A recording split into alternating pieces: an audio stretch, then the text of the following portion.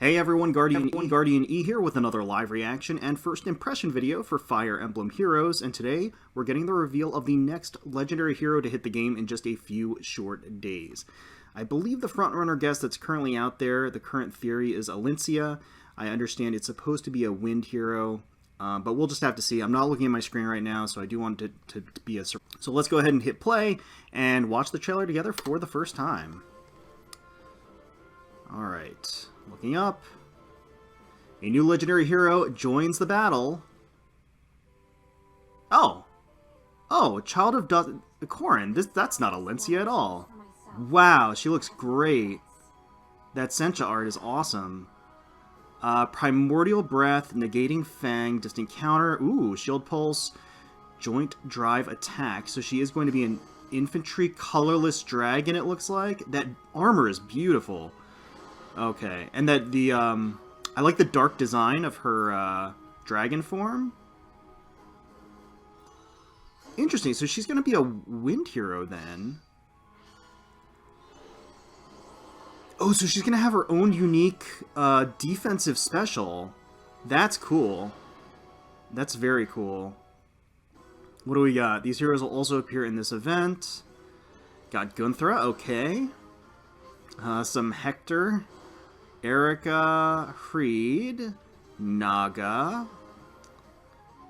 Julia, okay, Nils, huh, Bramamond, alright, Rinka, Fallen Ike, Milla, okay, alright. So the banner is going to be live from the 31st of August up until the 6th of September, so we have approximately a week to summon for these heroes.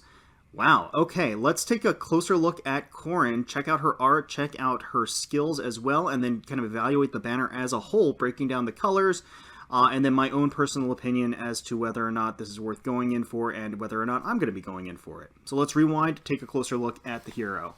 Alright, Sencha did an awesome job. One of my favorite artists in the game for sure. Child of Dusk, I love his rendition of Corrin. So she is going to be a colorless infantry dragon, much like her her wailing fallen form, although it looks like she's a little bit more in control this time around, and I'm curious to how they're going to differentiate the two character archetypes. I mean, her art just looks gorgeous here, from her her shimmering, full-bodied hair to those soulful red eyes. The outfit itself, her armor has almost this leotard-like appearance, but also has this thick ebony plating that kind of mirrors her dragon form, right? Like her dragon form is very slender and lithe, but at the same time has these plating across, so it kind of mirrors that a little bit. You see the connection, and then you have this flowing purple, deep dark cloak behind her that's also just sort of in tatters. So I'm wondering if that kind of draws the connection to her still kind of struggling with her sort of inner fallen form. I don't know. But yeah, I think Sencha did an awesome job on the art here. I think she looks gorgeous. So let's keep going here. Take a look at her skills. So Primordial Breath is going to be her own unique 16 might breath weapon. Accelerated special trigger cooldown -1, so that is a killer/slaying effect. Always like to see that. If foe's range is equal to 2, okay, so it's got adaptive damage, of course, as breath skills tend to have. If foe initiates combat, or if foe's HP is 100% at start of combat, grants attack speed defense res +5 to unit, and grants unit special cooldown charge +1 per unit's attack. Interesting. Okay. So we've seen similar to this before, and we're seeing it again here. The condition being if she's enemy phasing, or if the enemy has 100% HP. Either of those two conditions are needed for the next effect to take place, and it's relatively easy to meet those conditions.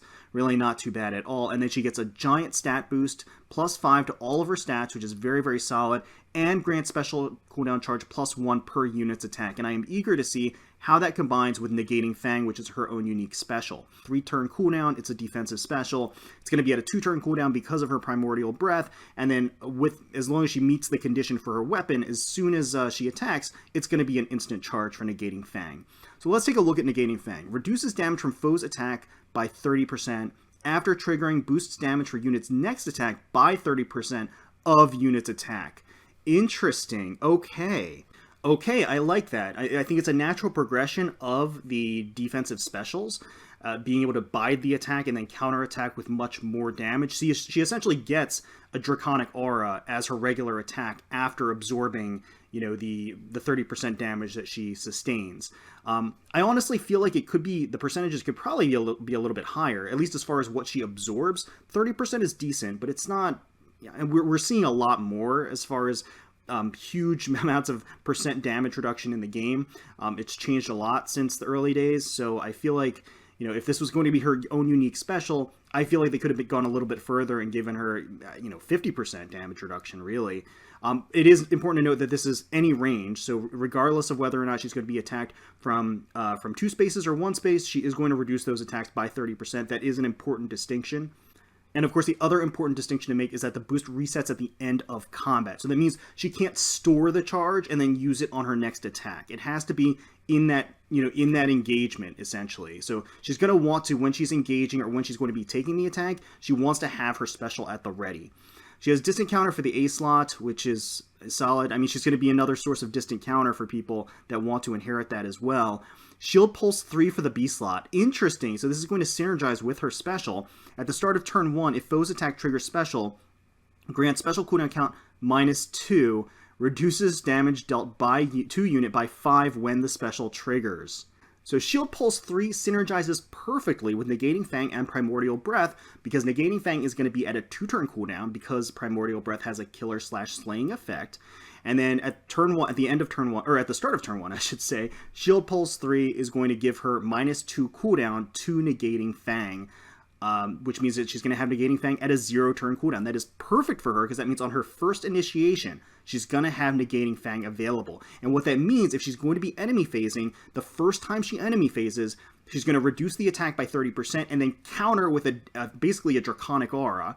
And that attack is also going to give her a +1 extra charge for the attack itself, because it doesn't count as the special. So just to clarify, when she attacks back, it does the damage of a Draconic Aura essentially, but it doesn't count as a special. So she'll get a special cooldown charge when she actually attacks. So when she tanks that hit and it gets reduced by 30%, when she counterattacks, she's going to get a +2 charge to Negating Fang again, which again has a 2-turn cooldown. So that means that she can basically chain and loop this over and over again. She just needs to get started. And Shield Pulse 3 gives her that jump start at the very beginning of the battle, so that she can just consistently activate Negating Fang over and over again. So that's the game plan. That's what she wants to do. Joint Drive Attack for the C slot grants attack +4 to allies within 2 spaces during combat. If unit is within 2 spaces of an ally, grants attack +4 to unit during combat. I've always been a fan of the joint drive skills. I think they're great, and I think they work perfectly for Corrin as well. So it's going to increase her one-shot potential when she is using her boosted attack from Negating Fang. She's going to get that much more damage from the drive attack. So that helps her one-shot potential, which allows her to eliminate the enemy, and then get ready for the next initiation. I could also see people slapping on a more defensive C-slot skill just to improve her tanking ability. Depending on her stat line, she may not need the help. I mean, Negating Fang plus Shield Pulse 3 is going to give her considerable damage reduction. And, if she already has some pretty beefy defensive stats, she may not care to have additional defensive buffs.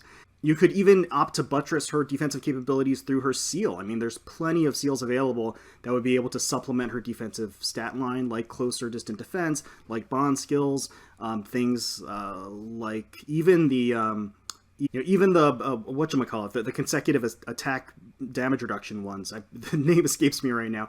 But I mean, there's like no limit to the number of options you could put there.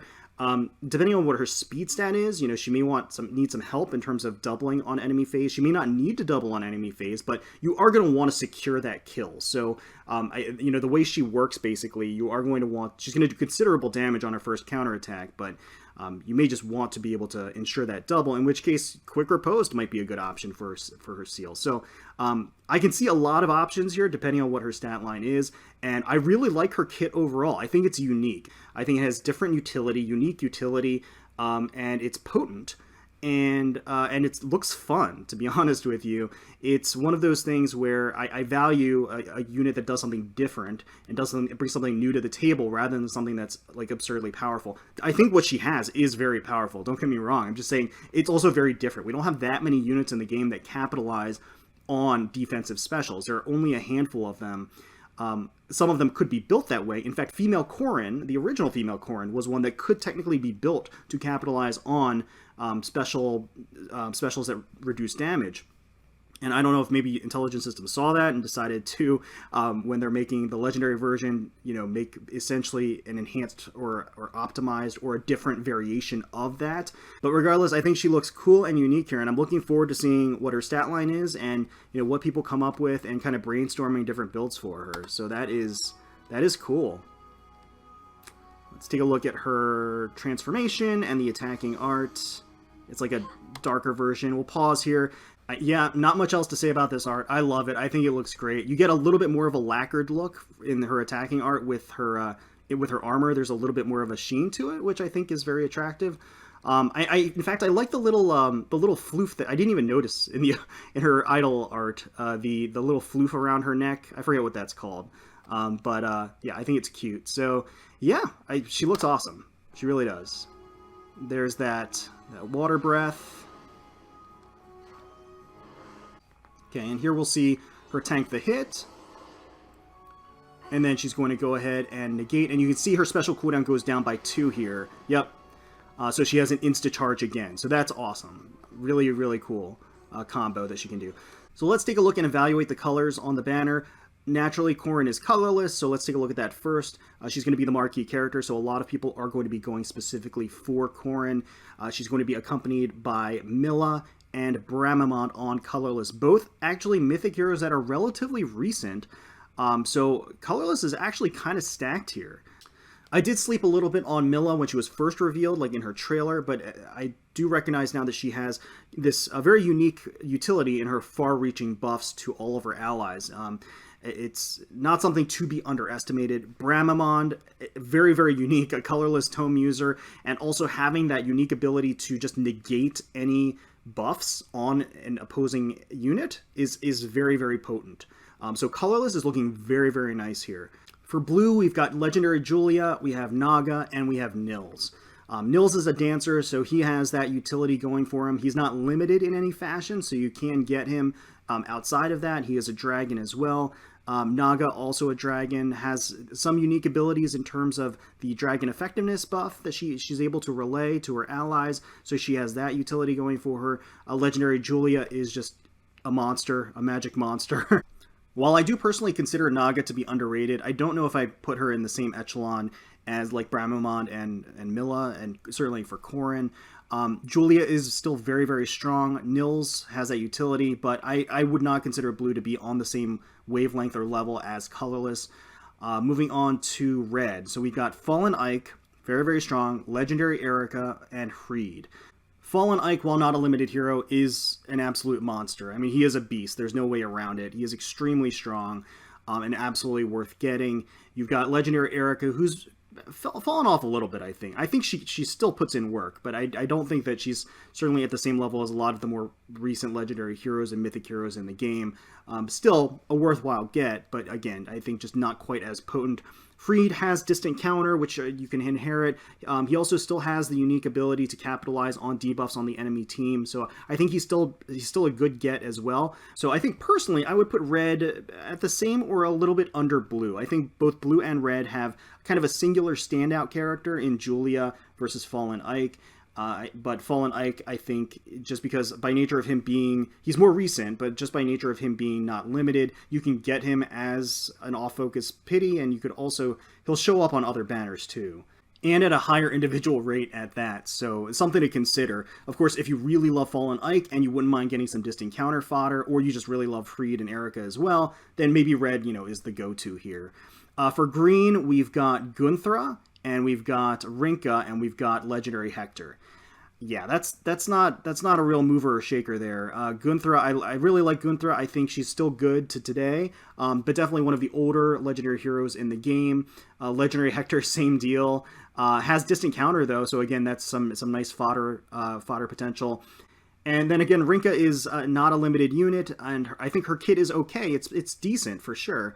And she has one of the foil skills for the A slot, but I'm not a fan of her foil skill in particular. I think the condition or the weapon types that it covers isn't far-reaching enough. I think that it leaves too many holes in her defenses. So yeah, I think green is definitely the underdog on this banner. So if I had to rate the colors, colorless is up top there. I think it's stacked. I think getting any of those units would be a huge boon to your barracks. I think that under that would be blue, and then maybe closely under blue would be red, and then farther down would be green. So that's just my own personal evaluation of the colors. Of course, it's going to depend on what you currently have and what you're missing in your own barracks. So you gotta take a look and evaluate and make that decision. But that's just how I'm kind of just generally rating those colors. For me personally, I think I'm going to go in on colorless here. I actually am missing all three of the colorless legendary / mythic heroes on this banner. It's been a long time since I've gone in on a legendary / mythic hero banner, so this will be fun. I think I'm going to dive in a bit for her, for Corrin. I think Corrin looks great. I think she's going to be fun to use. So yeah, I think that's going to be my game plan. Let me know in the comments below if you're excited for Legendary Corrin, if you're excited for the banner, what colors you're going to be going for, what targets you have. Hopefully you all enjoyed the video. If you did, please feel free to leave us a like, comment, and subscribe to the channel for more Fire Emblem Heroes content. We thank you all so much for watching and for taking time out of your day to spend with us. We really, really do appreciate it.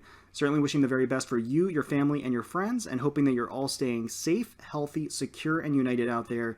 And until next time, let's protect those skies.